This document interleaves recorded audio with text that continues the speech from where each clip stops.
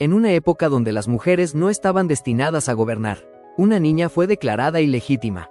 Una princesa se convirtió en bastarda. Una heredera fue sentenciada al olvido. Pero aquella niña se convertiría en la mujer más poderosa de Europa. Su nombre fue Isabel, y su historia es la historia del nacimiento del Imperio inglés.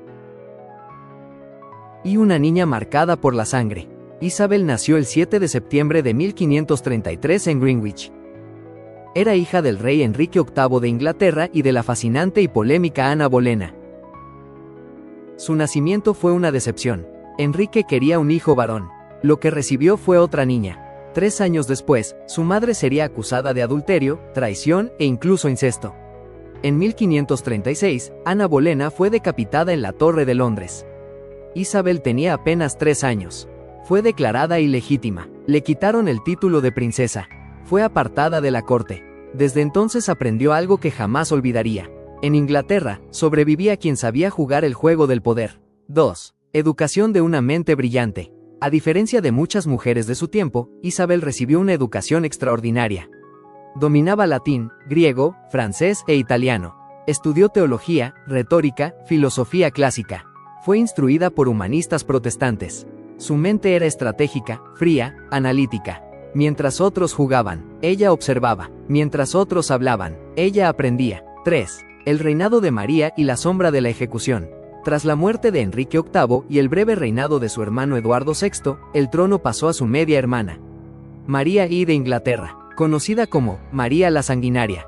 María era católica ferviente, Isabel, protestante. En 1554, tras la rebelión de Wyatt, Isabel fue acusada de conspiración. Fue encerrada en la Torre de Londres, el mismo lugar donde su madre había sido ejecutada.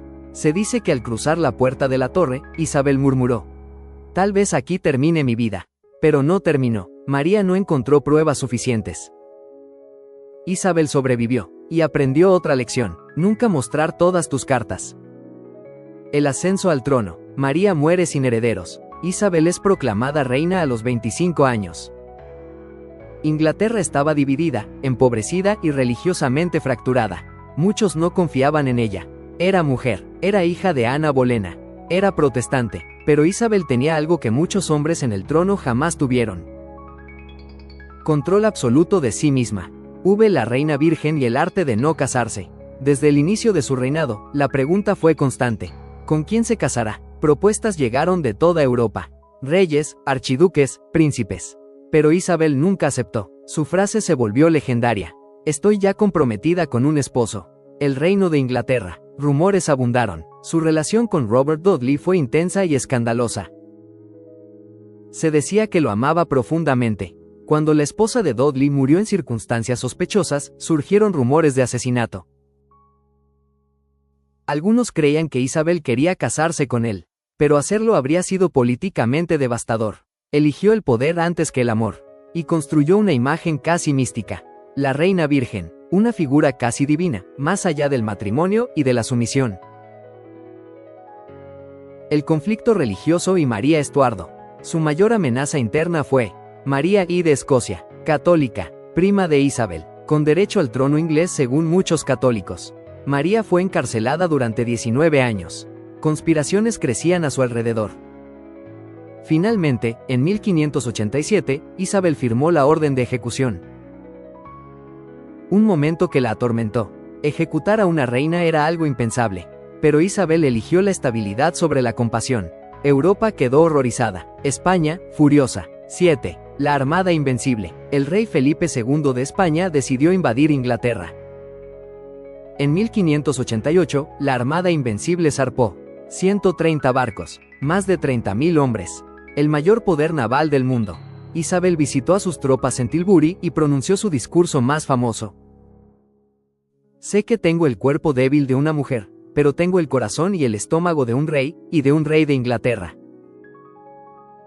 La tormenta, la estrategia inglesa y el fuego naval destrozaron la flota española.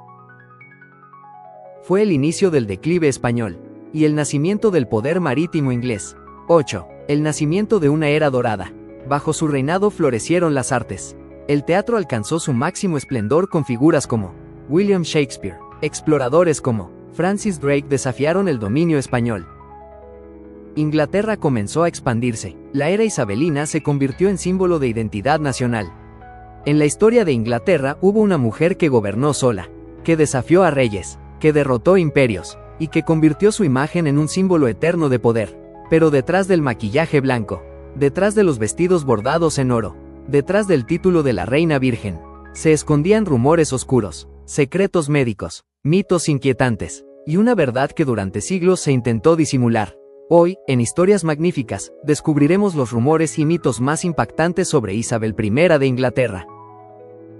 Muchos en Inglaterra susurraban que Isabel estaba maldita, que la sangre derramada de Ana traería desgracias, que aquella niña pelirroja jamás debería gobernar. Y sin embargo, lo hizo, pero los rumores no desaparecieron, solo cambiaron de forma. Uno de los mayores mitos es su famosa virginidad. Oficialmente, Isabel nunca se casó. Su imagen pública fue cuidadosamente construida como casada con Inglaterra. Pero los rumores eran incesantes.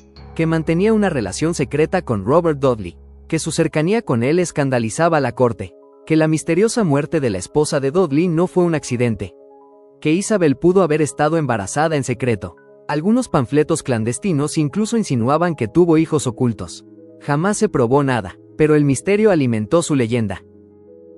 Ahora entramos en uno de los aspectos más inquietantes de su historia. La imagen que todos conocemos, rostro blanco, labios rojos intensos, cabello rojizo impecable, no era solo una moda. Era una máscara. En 1562, Isabel enfermó gravemente de viruela. La viruela en el siglo XVI era brutal. Provocaba fiebre alta, llagas dolorosas y, en muchos casos, cicatrices permanentes. Isabel sobrevivió. Pero su piel no volvió a ser la misma. Se dice que quedó marcada con cicatrices profundas en el rostro. Para una mujer cuya autoridad dependía de proyectar juventud, pureza y divinidad. Eso era un problema político. Y entonces comenzó la transformación. Para cubrir las cicatrices, Isabel empezó a usar un cosmético llamado cerusa veneciana. La cerusa era una mezcla de vinagre y plomo blanco. Sí, plomo. Este maquillaje creaba ese efecto fantasmal, casi sobrenatural, que vemos en sus retratos. Pero tenía consecuencias devastadoras. Dañaba la piel, provocaba caída del cabello, envejecía prematuramente, y podía causar envenenamiento progresivo. Cuanto más lo usaba, más deterioraba su piel. Cuanto más deteriorada estaba su piel, más maquillaje necesitaba. Un círculo vicioso mortal. Algunos historiadores creen que el uso prolongado de plomo pudo contribuir a dolores crónicos, irritabilidad, cambios de humor y deterioro físico en sus últimos años. En sus últimos retratos oficiales, su rostro parece casi rígido, congelado, artificial. ¿Era símbolo de poder? ¿O una máscara para ocultar fragilidad? Los dientes negros y el azúcar. Otro detalle inquietante. Isabel adoraba el azúcar. En la Inglaterra del siglo XVI, el azúcar era un lujo reservado para la élite. Consumía dulces en exceso. El resultado: caries severas, dientes ennegrecidos, mal aliento crónico. Algunos embajadores extranjeros escribieron discretamente sobre ello. Se dice que evitaba hablar demasiado cerca de las personas, y que su sonrisa rara vez se mostraba abiertamente. El mito del cambio de bebé. Uno de los rumores más extraños afirma que la verdadera Isabel murió de niña. Según la leyenda, durante una estancia en el campo, la pequeña princesa enfermó y murió. Por miedo a la furia de Enrique VIII, sus cuidadores habrían reemplazado a la niña por un joven pelirrojo que se parecía a ella. Este mito surgió siglos después, sin pruebas históricas, pero alimentó teorías sobre su supuesta frialdad emocional, su rechazo al matrimonio, su personalidad distante. Nada lo confirma, pero el mito persiste. El miedo a envejecer. En sus últimos años, Isabel se obsesionó con mantener su imagen juvenil. Se negaba a verse vieja. Prohibía espejos en ciertos momentos. Mandaba retocar retratos para eliminar arrugas. El famoso retrato del arco iris la muestra casi como una diosa eterna. No era solo vanidad, era política. En una época donde el poder femenino era cuestionado, la juventud simbolizaba fuerza. Si parecía frágil, sus enemigos atacarían. Su muerte y el silencio. En 1603, Isabel murió tras un periodo de profunda tristeza y agotamiento. Se dice que pasó días sentada en el suelo, negándose a dormir. Algunos rumores afirmaban que estaba atormentada por fantasmas. Otros que el plomo acumulado en su cuerpo la debilitó lentamente. Nunca se realizó una autopsia detallada. Y así, muchas preguntas quedaron sin respuesta. Isabel entendió algo que pocos gobernantes comprendieron en su tiempo. El poder no solo se ejerce, se construye. Su maquillaje blanco no solo ocultaba cicatrices, creaba una imagen casi divina. Su virginidad no solo era estado civil, era propaganda. Sus retratos no mostraban a una mujer frágil, mostraban a una reina eterna.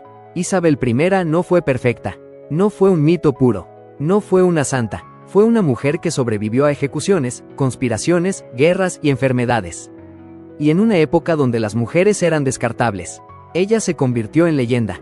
Tal vez sus cicatrices nunca fueron su debilidad, tal vez fueron la razón por la que aprendió a construir la máscara más poderosa de la historia.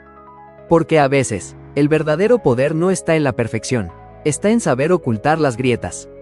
Isabel I no solo gobernó un reino, gobernó su propia leyenda, con cicatrices ocultas bajo capas de plomo, con secretos susurrados en los pasillos del palacio, con rumores que aún hoy estremecen la historia.